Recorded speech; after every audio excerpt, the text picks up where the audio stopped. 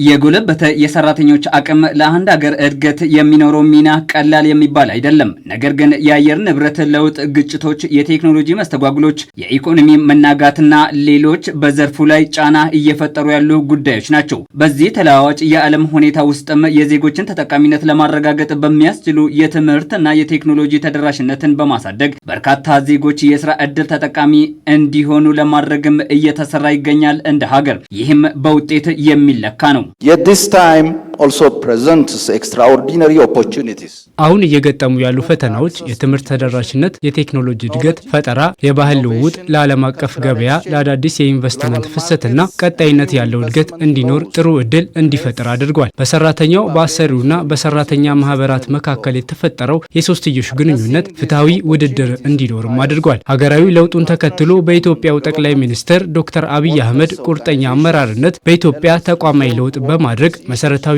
እድገቶች እያስመዘገበች ትገኛለች። የሰራተኛ ማህበራት ኮንፌዴሬሽን ከፌዴራል እስከ ክልል ድረስ እንዲወርድ ተደርጓል። ይህ ደግሞ ማህበራዊ ግንኙነት እንዲጠናከር፣ የስራ ላይ ደህንነት ጉዳዮች በሁሉም ዘርፍ እንዲተገበር ተደርጓል። የተደረገው የኢኮኖሚ ሪፎርም የመሰረተ ልማት ዝርጋታ እንዲስፋፋ፣ የግሉ ዘርፍ ተሳትፎ እንዲያድግና በመላው ሀገሪቷ ሰፊ የስራ ዕድል ለዜጎች እንዲፈጠር ያስቻለ ነው። ለአረንጓዴ ኢኮኖሚ እንደ ሀገር የተሰጠው ትኩረት ለቀጣይ እድገት የተሰጠውን ትኩረት የሚያሳይ ነው።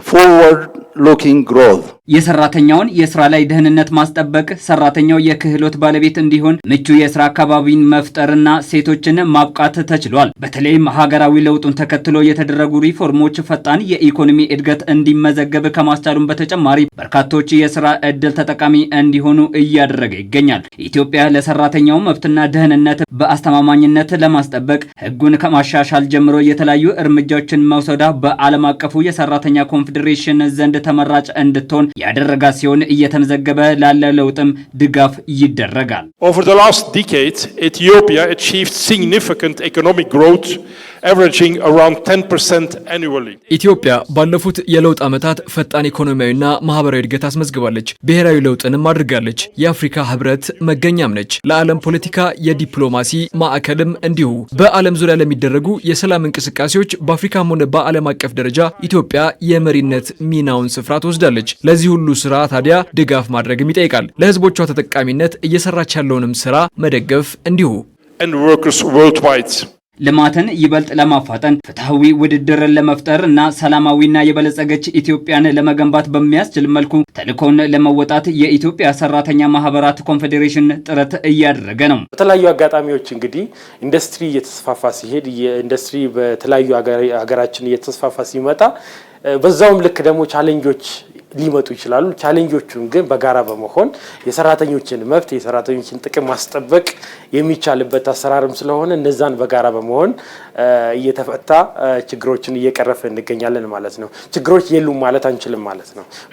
በተለያዩ ጊዜያት በርካታ ጥያቄዎች ሊነሱ ይችላሉ። ነገር ግን አሁን እየተካሄዱ ባሉ ስራዎች እየተካሄዱ ባሉ ሪፎርሞች እንዲሁም ደግሞ ከዚህ በፊት ቻሌንጅ የነበሩ ህጎችን ቀለል እያደረጉ ለአሰሪም ለሰራተኛም ለሁሉም ምቹ በሚሆን መልኩ በጋራ እየሰራ እንገኛለን። ችግሮችን ደግሞ በዚህ መልኩ እየተቀረፈ ይገኛል ማለት ነው። በርካታ ሪፎርም ስራዎችም እየተካሄዱ ይገኛሉ። ሰራተኛው መደራጀት አለበት። የሰራተኛው መደራጀት ምጣኔ አንሷል የሚል ግምገማ ነው ሁላችንም ያለ ነው። መንግስትም ይሄ ነው ያለው፣ እኛም ይሄ ነው ያለ ነው። ይሄን ለማድረግ ማደራጀቱ ምን ቢሆን ይሻላል? በመንግስት በኩል ለአሰሪውም ቅድሚያ ግንዛቤ መስጠት ያስፈልጋል። ለሰራተኛውም ልክ ግንዛቤው እንደተሰጠ ወዲያውኑ እንዲናደራጅ አብረን ተቀናጅተን እየሰራን ነው ያለ ነው። አሁን በዚህ ማለት ነው ዘንድሮም በርካታ ማህበራትን ለማደራጀት ወደ 3000 የሚሆኑ ማህበራትን ለማደራጀት እቅድ ተይዟል። የቦርድ ማቋቋሚያ ደንብ አለ። እሱን ተወያይተን ደንቡ እንደጸደቀ ያው ወደ ስራ እንገባለን በሶስትዮሽ ማለት ነው። 37ኛው የሰራተኛ ማህበራት ኮንፌዴሬሽን ጉባኤም በአዲስ አበባ እየተካሄደ ነው።